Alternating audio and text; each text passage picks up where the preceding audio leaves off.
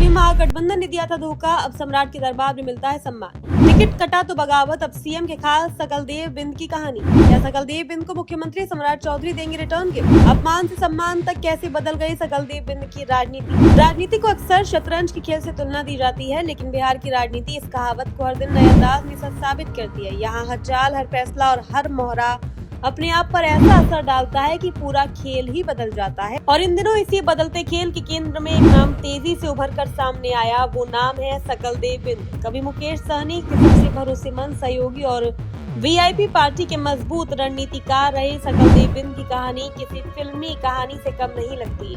एक ऐसा सफर जिसमें भरोसा टूटा, अपमान मिला, लेकिन फिर उसी रास्ते पर चलते हुए सम्मान और ताकत भी हासिल हुई। ये कहानी शुरू होती है बिहार के तारापुर विधानसभा क्षेत्र से, जहां 2025 के चुनावी माहौल में सियासत अपने चरम पर थी। महागठबंधन ने सकलदेव बिंद को उम्मीदवार बनाकर मैदान में उतारा। सब कुछ तय था, रणनीति तैयार थी और सकलदेव पूरे आत्मविश्वास के साथ चुनावी मैदान में उतर चुके थे। उन्होंने नामांकन भी दाखिल कर दिया था और उनके समर्थकों में जोश साफ देखा जा सकता था। लेकिन राजनीति में कुछ भी स्थायी नहीं होता। एक ही रात में पूरा खेल बदल गया।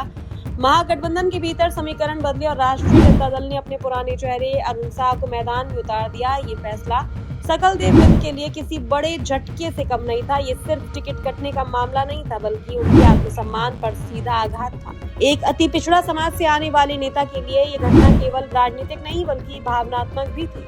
अपमान और आक्रोश के बीच सकलदेव बिंद ने फैसला लिया कि वह अकेले चुनाव लड़ेंगे। उन्होंने बगावत का बिगुल फूंका और अपने समर्थकों के साथ मैदान में डटी रही। यहीं से कहानी में एक बड़ा मोड़ आता है। जब चुनावी मुकाबला त्रिकोणीय होने की ओर बढ़ रहा था, तब बिहार की राजनीति में एक और अहम एंट्री हुई सम्राट चौधरी।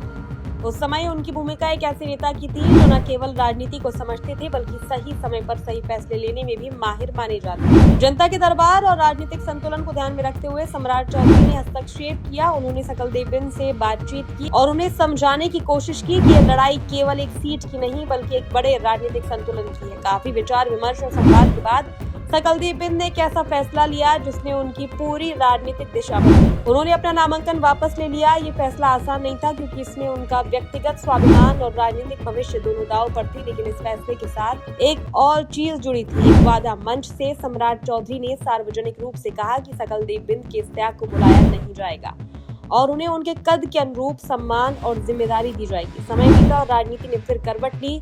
परिस्थितियां बदली और सम्राट चौधरी बिहार के मुख्यमंत्री बन गए। सत्ता का केंद्र बदल गया और उसके साथ ही कई नेताओं की किस्मत भी। इसी बदलते दौर में सकलदेव बिंद की किस्मत भी चमक उठी। जो नेता कभी खुद को उपेक्षित और ठगा हुआ महसूस कर रहे थे, वही आज सत्ता के केंद्र में सम्मान के साथ मौजूद हैं। आज वे मुख्यमंत्री के करीबी माने जाते हैं और उनका राजनीतिक कद लगातार बढ़ रहा है। सकलदेव बिंद इस बदलाव को बेहद भावुक अंदाज में बयान करते हैं।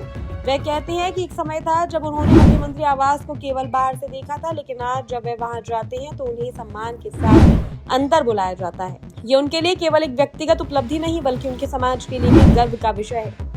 उनकी कहानी केवल एक व्यक्ति की सफलता की कहानी नहीं है, बल्कि राजनीति के उस पहलू को भी उजागर करती है जहां धैर्य, समझदारी और सही समय पर लिया गया फैसला आपकी पूरी जिंदगी बदल सकता है। आज सकलदेव बिंद बिहार की राजनीति में एक मजबूत नाम बन चुके हैं। उनका कद केवल उनके क्षेत्र तक सीमित नहीं रहा, बल्कि वह राज्य की राजनीति के महत्वपूर्ण चेहरों में गिने जाने लगी है। ये कहानी हमें ये भी सिखाती है कि राजनीति में हार या अपमान अंत नहीं होता। कई बार वही पल एक नई शुरुआत की नींव बन जाता है। सकलदेव बिंद ने अपने साथ हुए अन्याय को अपनी ताकत बनाया और एक नई पहचान हासिल की। बिहार की राजनीति में उनका ये सफर आने वाले समय में और भी दिलचस्प मोड़ ले सकता है, लेकिन फिलहाल ये साफ है कि धोखे से सम्मान तक का उनका ये सफर राजनीति के शतरंज में एक बेहतरीन चाल की तरह याद किया जाएगा।